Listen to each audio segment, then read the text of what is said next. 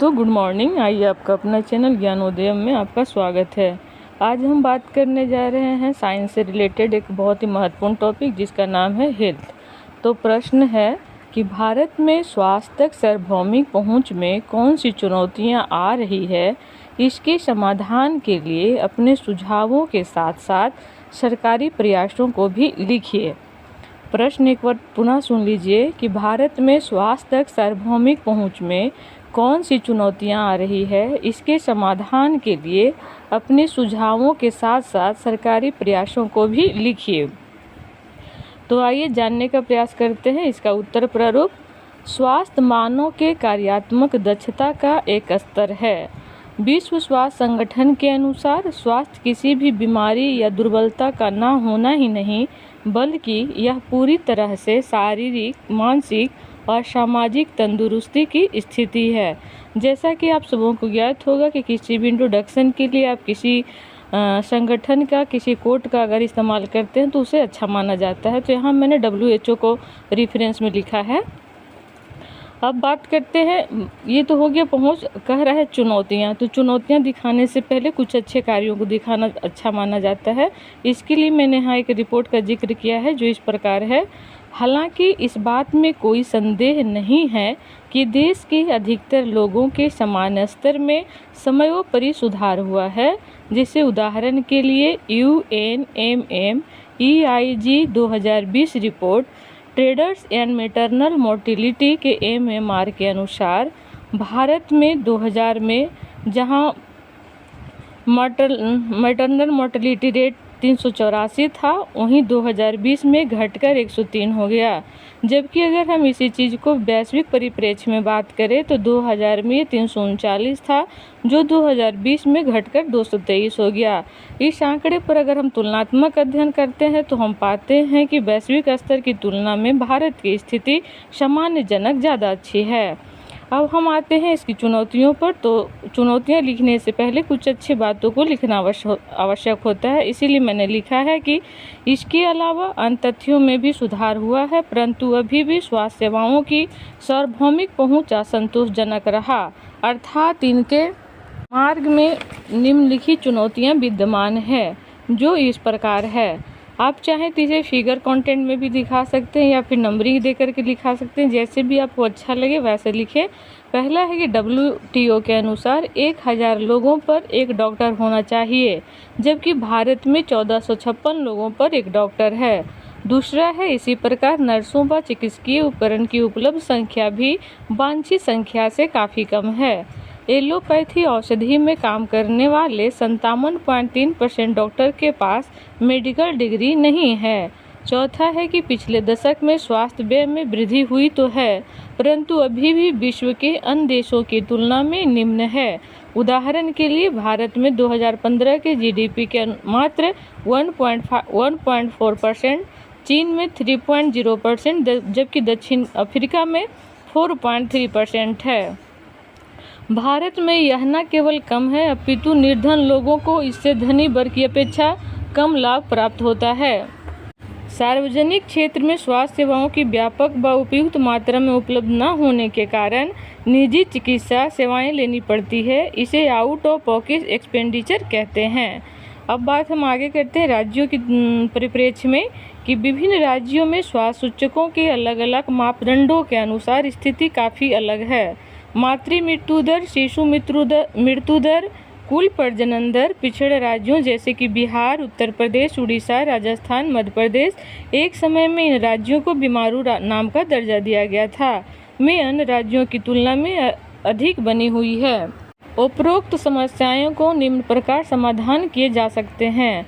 सबसे पहले है, दूसरा कह रहा था चुनौती के बाद कि आप अपना सुझाव दें, तो अपना सुझाव इस प्रकार है कि जन जागरूकता को बढ़ावा देना।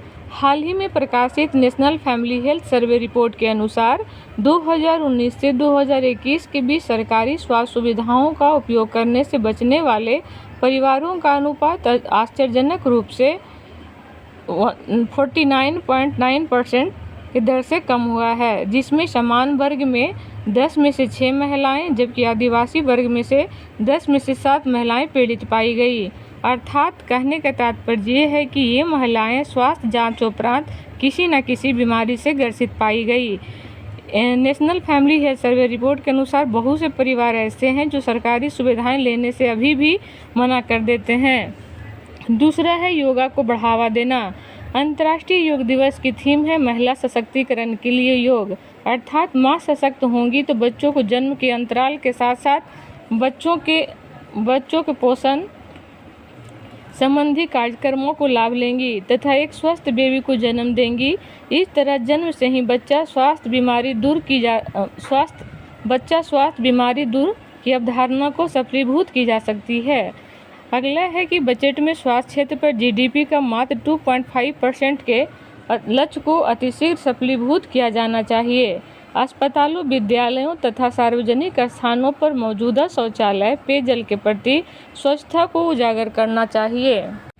वर्षा के जल को संग्रहित किया जाना चाहिए ताकि लंबे समय तक किसी गड्ढे में रहने से कीचड़ के रूप न ले और नई नई बीमारियों को उत्पन्न न होने दे, क्योंकि एक समय के बाद ये वर्षा की पानी और नाले के पानी का आपस में भाईचारे का संबंध हो जाता है। अतः उपरोक्त सुझावों के अलावे सरकारी प्रयास भी सराहनीय कार्य कर रही है। आप अगर बिहार से संबंधित कोई एग्जाम दे रहे हैं तो बिहार के भी वहाँ दिखा सकते हैं। यदि आप किसी और अदर PCS का स्टेट PCS का दे रहे हैं तो उसका दिखा सकते हैं। जैसे मैंने यहाँ बिहार के परिप्रेक्ष्य में लिखा है तो मैंने लिखा केंद्र सरकार के लिए कि ई-संजीवनी ऐप, हेल्थ ID, DG चिकित्सक, PM जन औषधि केंद्र, स्वास्थ्य सुविधा रजिस्ट्री, स्वास्थ्य सुविधा, आयुष्मान भारत एवं जन आरोग्य योजना। जबकि बिहार सरकार की बात करें तो लोहिया स्वच्छता कार्यक्रम, आपातकालीन नंबर 112 और कुष्ठ निवारण योजना। अब आप चाहें तो इसको डिस्क्राइब कर सकते हैं। क्वेश्चन का प्रारूप देखना होगा कि क्वेश्चन 150 शब्दों में लिखने के लिए कह रहा है या लॉन्ग मेथड में पूछ रहा है। तो यहाँ मैंने 2-4 योजनाओं को डिस्क्राइब किया है जो इस प्रकार है कि जननी सुरक्षा योजना 2005 राष्ट्रीय ग्रामीण स्वास्थ्य मिशन द्वारा माताओं एवं नवजात शिशुओं की मृत्यु दर को कम करने हेतु चलाया गया ताकि गरीब गर्भवती महिला की प्रजनन के साथ साथ शिशु की भी सुरक्षा सुनिश्चित हो सके। दूसरा है मिशन इंद्रधनुष 2014 स्वास्थ्य एवं परिवार कल्याण मंत्रालय के तत्वाधान में प्रारंभ हुआ। उद्देश्य बच्चों को टीकाकरण से है, जिसमें डिप्थीरिया, बलगम, टिटनस, पोलियो, तपेदिक, खसरा तथा हेपेटाइटिस B को कवरेज 87% तक बढ़ गया है। PM सुरक्षित मातृत्व अभियान 2016 प्रत्येक माह की 9 तारीख को सभी गर्भवती महिलाओं को सार्वभौमिक तौर पर सुनिश्चित, व्यापक एवं उच्च गुणवत्ता युक्त प्रसव पूर्व देखभाल प्रदान किए जाने की प्रावधान है। अगला है जो सबसे भारत में व्यापक रूप से इसकी चर्चा चल रही है, आयुष्मान भारत प्रधानमंत्री जन आरोग्य योजना। देश के गरीब व निम्न आय वाले नागरिक भी अच्छी स्वास्थ्य सेवा प्राप्त कर सकेंगे। इसके तहत पहले 200 दिनों में PMJ के तहत 2.08 लाख से अधिक गरीब और वंचित लोग लाभान्वित हुए हैं। अब आप चाहें तो एक छोटा सा कंक्लूजन देकर के इसे समाप्त कर सकते हैं। जैसा कि मैंने लिखा है कि समग्रता कहा जा सकता है कि स्वास्थ्य के क्षेत्र में काफ़ी काम हुआ है और बहुत काम होना बाकी है।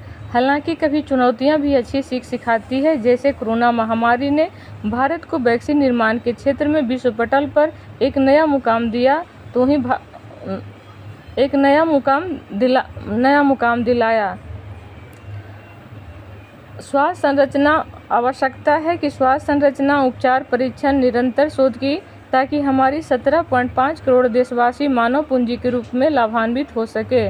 तो आज का ये टॉपिक यहीं समाप्त होता है। इसी के साथ हम अपना आज इस टॉपिक को यहाँ समाप्त करते हैं। यदि आप लोग को अच्छा लग रहा हो तो इसे आप ज़्यादा से ज़्यादा शेयर करें, सब्सक्राइब करें, अपना कमेंट ज़रूर देना ना भूलें। चलिए, जय हिंद, जय भारत।